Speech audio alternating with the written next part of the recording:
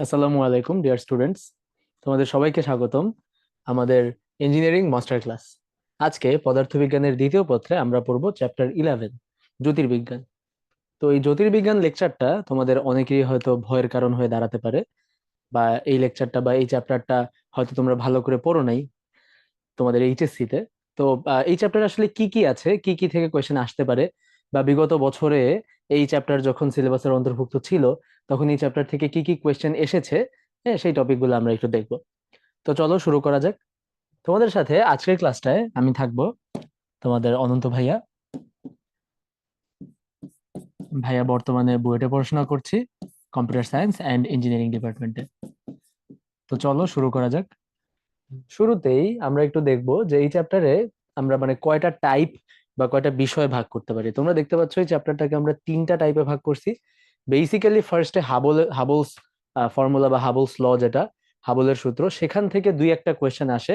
ওইটাতে একটা ইকুয়েশন আছে, ওই ইকুয়েশনটা থেকেই মোস্ট অফ দ্য কোয়েশ্চেন্স হয়তো আসে। শোয়ারশিল্ড ব্যাসার্ধ বলতে একটা জিনিস আছে, যে একটা ব্ল্যাক হোলের যে ঘটনা বা দিগন্তর যে সীমা, হ্যাঁ এটাকেই বলে শর্টশীল ব্যাসার্ধ। তো এই শর্টশীল ব্যাসার্ধ থেকে দুই একটা কোয়েশ্চেন আসে। আর একটা হচ্ছে মিসেলেনাস বা বিবিধ, যে র্যান্ডম বইয়ের বিভিন্ন জায়গা থেকে কোয়েশ্চেন আসে। তো তোমরা দেখবা যে এই চ্যাপ্টার থেকে আসলে রিটেন বা খুব বেশি বিবৃতিমূলক কোয়েশ্চেন, যেখানে দু চারটা ইকুয়েশন ইউজ করতে হয়, হ্যাঁ তো এই রিটেন টাইপের কোয়েশ্চেন আসে না। এই চ্যাপ্টার থেকে আসলে এমসিকিউই আসে।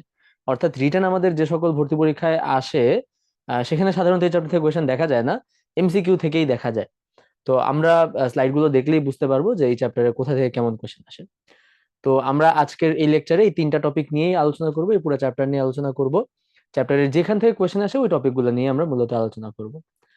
তো প্রথমেই দেখো যে আমাদের হাবলের সূত্র থেকে আমাদের আইওটিতে 2020-21 সালে একটা প্রশ্ন আসছে। হ্যাঁ, 2020-21 সালে।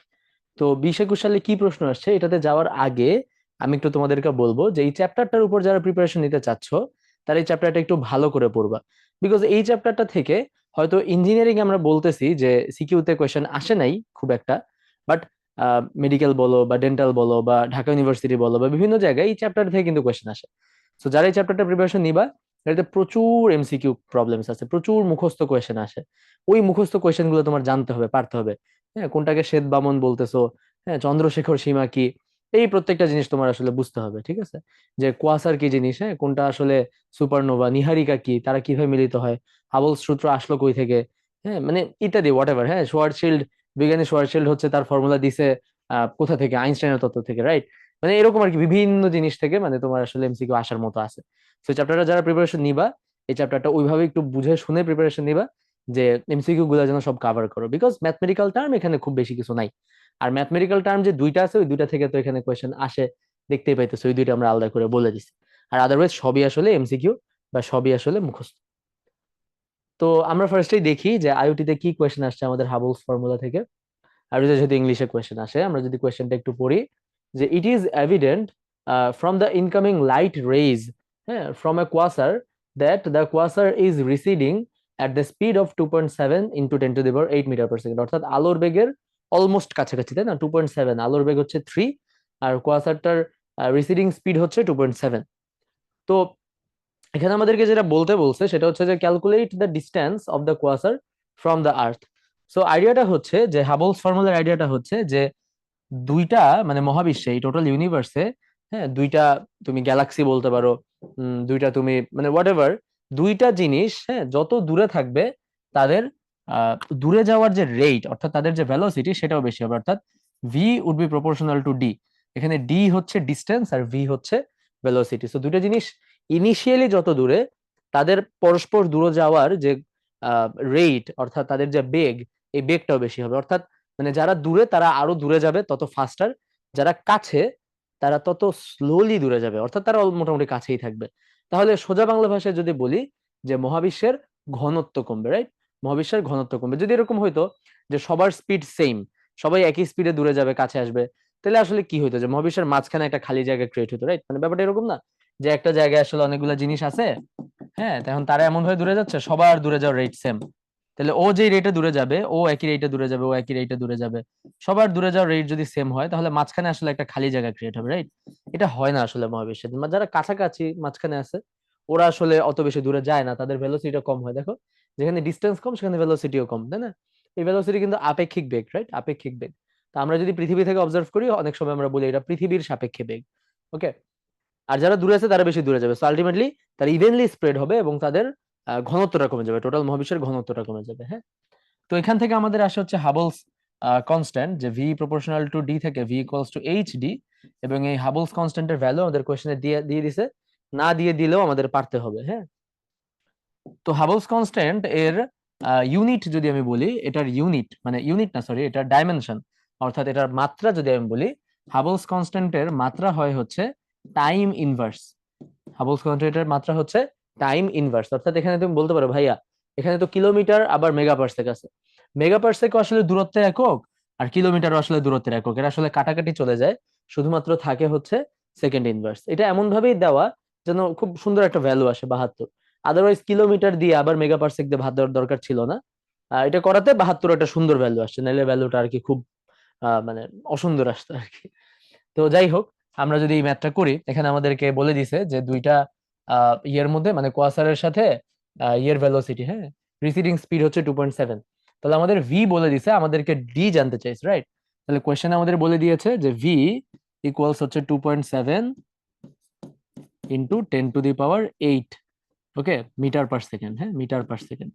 আমরা এইচ জানি হচ্ছে, হাবলস কনস্ট্যান্ট জানি হচ্ছে 72 কিলোমিটার পার সেকেন্ড পার মেগা পারসেক। তো এইটার ইয়েটা কি, যে কিলোমিটার পার সেকেন্ডকে যদি আমরা মিটার পার সেকেন্ডে নেই তাহলে আসলে 72,000 মিটার পার সেকেন্ড হবে, তাই না? আর মেগা পারসেক আপাতত মেগা পারসেকই থাক। তো আমরা যদি এদেরকে ডিভাইড করি তাহলে আমরা আমাদের ইয়েটা পেয়ে যাবো, তাই না? ডিস্টেন্সটা পেয়ে যাবো। তাহলে ডি কি হবে? ডি হবে হচ্ছে ভি বাই এইচ। তো ভি বাই এইচ যদি আমরা করি, মিটার পার সেকেন্ড কাটাকাটি চলে যাবে, আমরা ক্যালকুলেটরে করি। উপরেরটা হচ্ছে 2.7 মিটার পার সেকেন্ড, 2.7 ইন্টু 10⁸ আর নিচেরটা হচ্ছে 72,000। ভাগ করলে আমরা পাচ্ছি 3750। তার মানে ডিস্টেন্স হচ্ছে 3750 মেগা পারসেক। হ্যাঁ, ডিস্টেন্স হচ্ছে 3.50 মেগা পারসেক। এখন মেগা পারসেক থেকে আমাদের কিলোমিটারে নিতে হবে, বিকজ অ্যান্সার হচ্ছে কিলোমিটারে আছে, তাই না? সো কিলোমিটারে নেওয়ার ফর্মুলা হচ্ছে যে 1 mega parsec equals to 3.084, I guess, right? 1 mega parsec equals 3.084 into 10⁻19 kilometre. এই হচ্ছে মানে কনভার্সন রেট। হ্যাঁ, তাহলে আমরা যদি এটাতে গুণ করে দিই, গুণ করে দিলে আমরা পেয়ে যাব আমাদের অ্যান্সার। যার অ্যান্সার আসতেছে 1.1565 ইন্টু 10⁻23। সো এটা দেখা যাচ্ছে যে আমাদের অ্যান্সার হচ্ছে 1.1565 ইন্টু 10⁻23, বাট এটা আমাদের কোনো অপশনেই নাই, এত কিলোমিটার কোনো অপশনেই নেই। The closest we got is 10⁻24। So যেহেতু আইওটির কোয়েশ্চেন, মানে you can check the closest answer, বুঝছো? ক্লোজেস্ট অ্যান্সার তুমি দাগে দিতে পারো। হ্যাঁ, আমাদের কোনো ক্যালকুলেশন এরর হয় নাই for sure, because I have done this before. But ঠিক আছে আর কি, হ্যাঁ, যে কাছাকাছিটা তুমি দাগাই দিলা, না দাগাই দিলেও প্যারা নেই। ওকে, সো এই হচ্ছে একটা কোয়েশ্চেন, হাবলস ফর্মুলা। হ্যাঁ, হাবলস ফর্মুলা থেকে আসছে। আরেকটা কোয়েশ্চেন যদি আমরা দেখি, এটা আসছে শোয়ারশিল্ড ব্যাসার্ধ থেকে, অর্থাৎ হাবল থেকে আমাদের আইওটির কোয়েশ্চেন ছাড়া আর কোনো কোয়েশ্চেনই আসেনি। তো আমরা চলে যাব তাহলে শোয়ারশিল্ড ব্যাসার্ধ বা শোয়ারশিল্ড রেডিয়াস থেকে, বা যেটাকে অনেক সময় আমরা বলি সংকট ব্যাসার্ধ, হ্যাঁ, বা ক্রিটিক্যাল রেডিয়াস বলি। তো দেখো, এখান থেকে বেশ কিছু কোয়েশ্চেন আসছে, সিকে রুয়েটে, কুয়েটে, চুয়েটে, বুটেক্সে বিভিন্ন সময় কোয়েশ্চেন আসছে। আমরা যদি একটু বোঝার চেষ্টা করি যে শোয়ারশিল্ড ব্যাসার্ধ জিনিসটা কি। শোয়ারশিল্ড ব্যাসার্ধ হচ্ছে যে আমাদের যে কৃষ্ণ গহ্বর বা যাকে আমরা ব্ল্যাক হোল বলি, সেই ব্ল্যাক হোলের চারপাশে, ফর এক্সাম্পল এইটা যদি একটা ব্ল্যাক হোল হয়, এটা যদি একটা ব্ল্যাক হোল হয়, তার চারপাশে একটা সীমা আছে, যে এই সীমার মধ্যে কোনো ঘটনাই আমরা বাইরে থেকে অবজার্ভ করতে পারবো না। এই সীমার মধ্যে যত ঘটনা ঘটবে সব ঘটনাকে ব্ল্যাক হোল টাইনা নিয়ে যাবে। বাইরে থেকে যদি আমরা অবজার্ভ করি তাহলে এই সীমানার ভিতরে ঘটা কোনো ঘটনা আমরা অবজার্ভ করতে পারবো না। অর্থাৎ এখানে যদি একটা ঘটনা ঘটে এটা কিন্তু আমরা দেখবো না, কিন্তু এখানে যদি একটা ঘটনা ঘটে সেটা আমরা দেখবো। রিজনটা কি? রিজনটা হচ্ছে যে এটা আমাদের ব্ল্যাক হোলের সেন্টার যদি হয়, তার রেডিয়াস যদি এটা হয়, যে রেডিয়াসটাকে আমরা বলছি শোয়ারশিল্ড ব্যাসার্ধ, তাই না, বা শোয়ারশিল্ড রেডিয়াস, এই রেডিয়াসের ভিতরে যা যা ঘটবে, সেটা ঘটনা হোক, সেটা কোনো বস্তু হোক, হোয়াট এভার, এখানে মহাকর্ষ বল এত বেশি অ্যাট্রাকশন যে কোনো কিছুই আসলে এর মানে এটাকে ভেদ করে যাইতে পারে না, এটাকে অতিক্রম করে যেতে পারে না। নট ইভেন আলো, আলো আসলে এখান থেকে এখানে যাইতে পারবে না। আলোকেও সব বাঁকা করে ভিতরে নিয়ে আসবে, মানে এখান থেকে একটা আলো বের হয়েও তোমার চোখে আসতে পারবে না। সো এখানে যা ঘটবে কিছু তুমি দেখবে না। হ্যাঁ, এটা পুরোপুরি তোমার কাছে একটা ব্ল্যাক দেখাবে, রাইট? মানে বিকজ কোনো আলো নাই, আলো না থাকে মানে অন্ধকার, দ্যাট ইজ ব্ল্যাক। হ্যাঁ, একদম কমপ্লিটলি ব্ল্যাক দেখাবে। ওকে, তো তার মানে এই না যে এখানে কিছু নাই, এখানে কিছু থাকতেও পারে, কিন্তু ওটা তুমি দেখবা না, এটা হচ্ছে ফর শিওর, তাই না? ব্যাপারটা মজার কিন্তু। মানে এই সরশীল ব্যাসার্ধের ভিতরে কিছু একটা থাকতে পারে। হ্যাঁ, হয়তো তাকে পুল করে আনতে পারতেছ না, হোয়াট এভার, থাকতে পারে, কিন্তু কিন্তু তুমি দেখবা না, এটা শিওর, বিকজ আলো এখান থেকে বেরোবে না। আলো এর ভিতরে, যে আলো এটা ভিতরে থাকবে, এর ভিতরে কোনো আলো বাইরে আসবে না, সো তুমি কিন্তু দেখবা না। ওকে, বাট এর বাইরে যদি কোনো ঘটনা ঘটে সেখান থেকে আলো তোমার চোখে আসবে, তুমি ওটা দেখবা, ওটা নিয়ে কোনো সমস্যা নেই। দ্যাট ইজ সহনশীল ব্যাসার্ধ। সহনশীল ব্যাসার্ধের যে ফর্মুলাটা আমাদের, সেটা হচ্ছে এরকম যে R S equals 2gm divided by C square. এখানে এম হচ্ছে ম্যাস, আমাদের যেই মানে আমাদের যেই ব্ল্যাক হোল বা যেই নক্ষত্র কথা বলতেছি আমরা, সেই নক্ষত্রের ম্যাস। জি হচ্ছে আমাদের বিশ্বজনীন মহাকর্ষীয় ধ্রুবক 6.673 into 10⁻11 newton metre square per KG square, right? আর সি হচ্ছে আমাদের আলোর বেগ। ওকে, জি এর ভ্যালুটা আমি একটু লিখে দিই, যদিও ক্যালকুলেটরে এটার ভ্যালু থাকে, তারপরও লিখে দিচ্ছি। হ্যাঁ, -11 newton metre square per KG square. Okay, এই হচ্ছে ইয়ে, আর আর এস হচ্ছে আমাদের সরাসরি রেডিয়াস। তো আমরা এটা দিয়ে দেখি আমাদের সিকের ওয়েটে কি কোয়েশ্চেন আসছে, যে এটাই বুটেক্সে আসছে কি কোয়েশ্চেন, যে 4.5 ইন্টু 10⁻30 কেজি ভরের একটি নক্ষত্র কৃষ্ণ গহ্বরে পরিণত হলে এর ব্যাসার্ধ কত? সো ব্যাসার্ধ বলতে শর্টশেল ব্যাসার্ধ।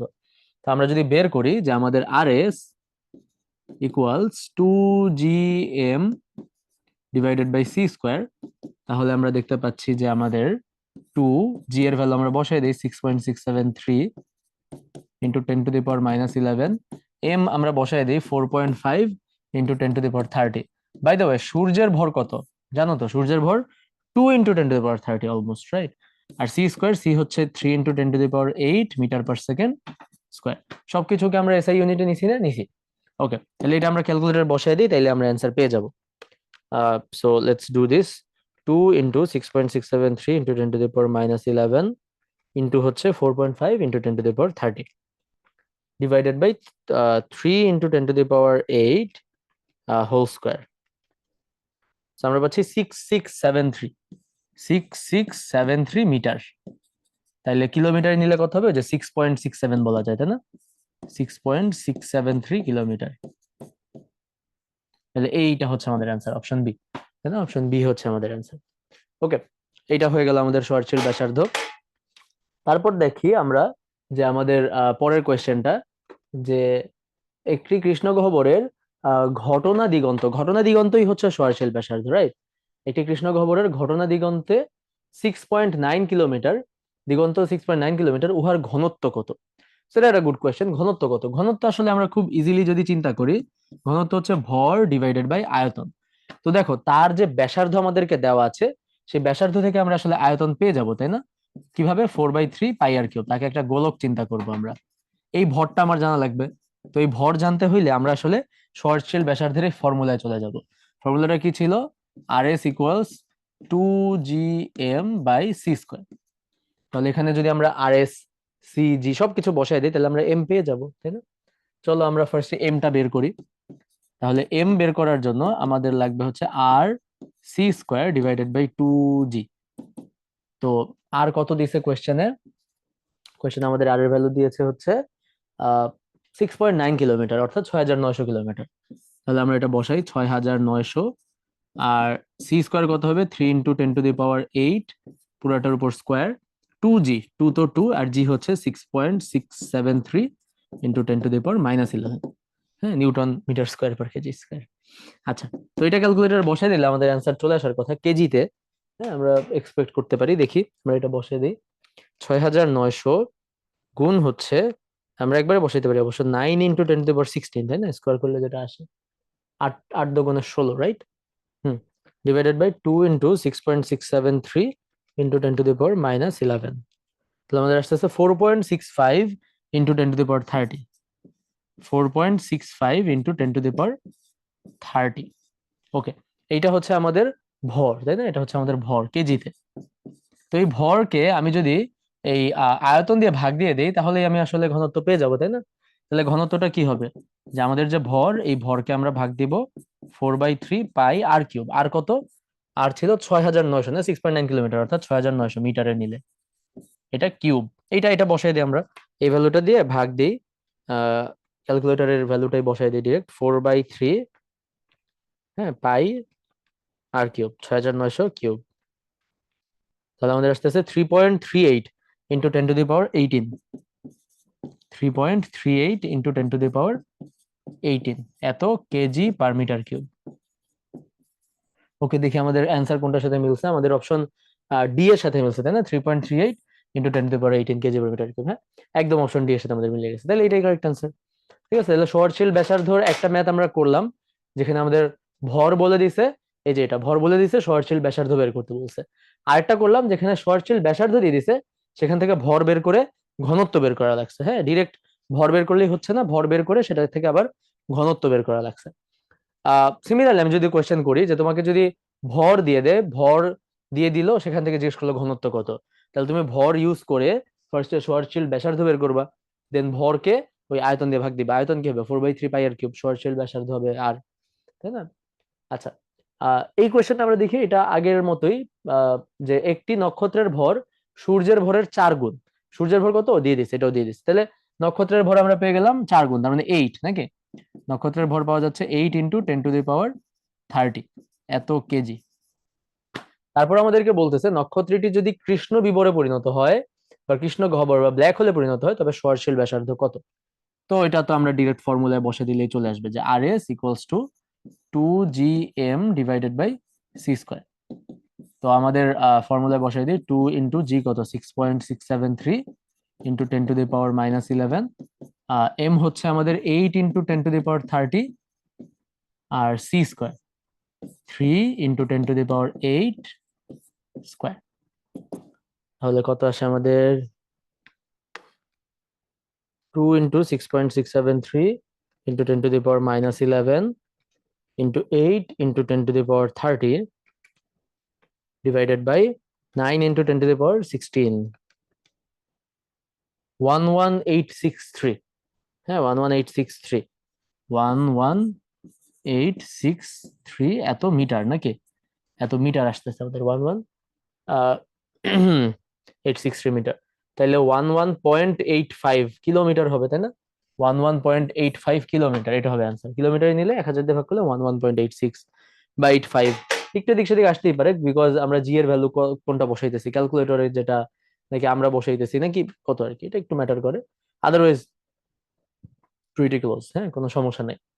আচ্ছা, তো পরে আমরা চলে যাবো বিবিধ বা মিসেলেনাস। মিসেলেনাস দেখো, দুই একটা কোয়েশ্চেন আসছে আমাদের বুটেক্সেই, 13-তে, 14-তে, 15-তে, হ্যাঁ, সিরিয়ালি 2-3 বছর আসছিল।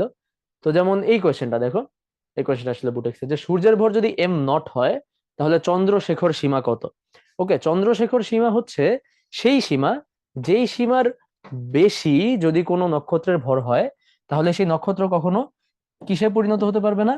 শ্বেত বামনে পরিণত হতে পারবে না। হ্যাঁ, আমাদের চন্দ্রশেখর সীমা হচ্ছে 1.4, বাই দ্য ওয়ে, 1.4 m0, মানে সূর্যের ভরের 1.4 গুণ।